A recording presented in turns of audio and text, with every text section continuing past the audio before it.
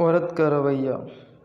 عورت کا باورچی خانے میں گزرا ہوا وقت عبادت میں شمار ہوگا اور بچوں کی تربیت میں بسر ہونے والا وقت نماز ہے۔ عورت کا حوصلہ روزہ ہے۔ عورت کی خاموشی حج اکبر ہے۔ یہ خدا کی امانت کی حفاظت کی ذمہ دار ہے۔ جس معاشرہ میں مرد بیوی سے محبت کرتا ہے وہ معاشرہ کبھی تباہ نہیں ہوتا، اور جہاں بیوی خاوند کی پرستش کرتی ہے وہ روحانی ہو جاتا ہے۔ معاشرہ وہی بے راہ رویے کا شکار ہوگا جہاں عورت جسمانی، سماجی، خیال اور ذہنی آزاد ہوگی، جہاں اس پر کوئی پابند نہ ہو، آزاد خیال اور آزاد مزاج ہو، بلا مقصد گھر کی چار دیواری سے باہر نکلے۔ اس طرح گھر کا توازن بگڑ جاتا ہے۔ بچوں پر آوارہ خیال رویے حملہ کرتے ہیں۔ بچے ماں کی گود اور باپ کے سایہ میں جو پروان چڑھتے ہیں وہ کبھی بے راہ نہیں ہوتے۔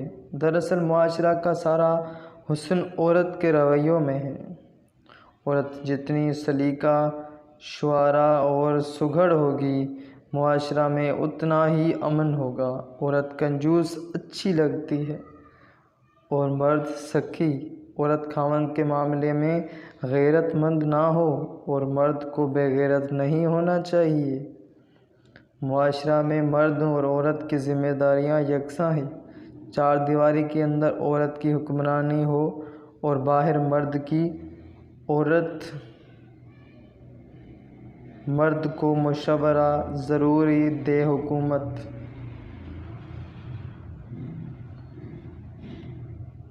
مرد کو مشورہ ضرور دے، حکم مت دے، اور مرد عورت کو حکم کا پابند بنائے، کیونکہ وہ کمزور طبع اور ناقص العقل ہے۔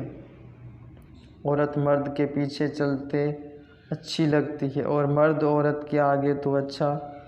عورت کے مزاج میں مردانہ پن اور مرد کے مزاج میں عورت پن ناقابل برداشت ہے۔ عورت کا دوسرا نام گھر ہے۔ عورت کے بغیر کوئی گھر نہیں۔ گھر میں روح کی طرح ہے۔ نسوانی آواز گھر میں خوشیاں بکھیرتی ہے۔ اس میں نازک سوز ہوتا ہے جو مرد کی روح کی غذا ہے۔ عورت معاشرہ کی روح ہے۔ جس معاشرہ میں پاک باز عورت ہے وہ سماج کبھی برباد نہیں ہوگا، وہاں کبھی فساد نہیں ہوگا۔ غیرت مشترکہ اثاثہ ہے۔ عورت کا دوسرا نام عصمت کی پاسداری۔ عورت کچھ بھی ہو، سایہ کے بغیر کچھ نہیں، اس پر مرد کا سایہ ہونا ضروری ہے۔ مرد غلام ذہن نہ ہو اور عورت آزاد ذہن۔ عورت مرد کی غلامی میں محفوظ ہے مگر مرد عورت کو غلام نہ سمجھے۔ زندگی کا بہترین ساتھی روحانی، قلبی اور ذہنی سرمایہ اور ساتھی سمجھے۔ عورت کے بغیر مرد کی زندگی ادھوری اور عورت مرد کے بغیر بے سایہ۔ عورت کے روحانی رویے مرد کی مردانہ طاقت سے زیادہ قوت بخش ہوتے ہیں۔ عورت کا مشورہ نرم لہجے میں ہوتا ہے اور مرد کا سخت مزاج۔ اے عورت، عبادت خدا کی کروا اور پرستش مزاجی خدا کی۔ اگر دنیا اور آخرت کی کامیابی کی شدید خواہش ہے، دنیا کی جنت خاوند کی تابعداری میں، آخرت کی جنت خدا کے حکم کی تابعداری میں۔ جب خاوند اور بیوی ایک دوسرے کی روحانی اور جسمانی ضرورت محسوس نہ کرے تو سمجھ لو یہ ایک رسمی رشتہ رہ گیا ہے۔ جذبہ اور جذبات کی قدر اصل رشتہ ہے، جبکہ یہ کائنات کا کامل رشتہ ہے اور دنیا کا حاصل مقصد، ورنہ دنیا بے معنی ہے۔ جن کو ماں خدا حافظ کہنے نہ جانے وہ پھر مشکلات میں کیوں پھنس جاتے ہیں۔ وہ ماں کی قدر نہیں کرتے جس کے سینے میں بے لوٹ محبت ہے۔ ماں کی دعا ہر دوا سے افضل ہے، بس ماں کے دل کی بات سمجھو۔ ماں کے سینے میں اولاد کی محبت سے صحیفے ہیں جن کی وہ تلاوت کرتی رہتی ہیں۔ اور اس تلاوت کی آواز صرف ماں کی روح سنتی ہے۔ جب ماں کہتی ہے اے میرے بیٹے میری عمر تجھے لگ جائے، یہ کتنا بڑا صدقہ ہے جو ماں دینے کے لیے تیار رہتی ہے۔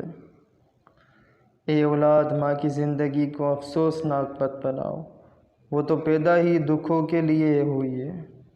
ان عورتوں سے پرہیز کرو جو احساس جتائیں، جو ہر وقت سر باندھ کر رکھے، جو ہر وقت فرمائش کرے، جو باتونی ہو، جو ہر وقت میک اپ کرے، جو طلاق یافتہ ہو اور سابقہ شوہر کو یاد کرے، جو شہرت کے خواہوں میں، جو مردوں کے درمیان معتبر بنے، جو مرد کی آواز سے بلند آواز رکھتی ہو۔ جب تک آپ کی بیوی ہے، اس وقت تک اس کی ماں آپ کی ماں ہے۔ جب آپ کی اپنی بیوی کو بیوی کی حق سے محروم کر دے تو پھر اس کی ماں آپ کی ماں کیسے رہے گی؟ بیوی رشتے بناتی ہے اور یہی رشتے توڑتی ہے، لہٰذا بیوی سب سے بڑا رشتہ ہے جو معاشرہ میں کم تر سمجھا جاتا ہے، حالانکہ یہ اعلیٰ تر ہے۔ آنکھ میں آنسو اور دوسری میں کہہ کے رکھتی ہے اور عام نہیں ہوتی، وہ جانتی ہے وہ کیا کہہ رہی ہے اور کیا کرنا چاہتی ہے۔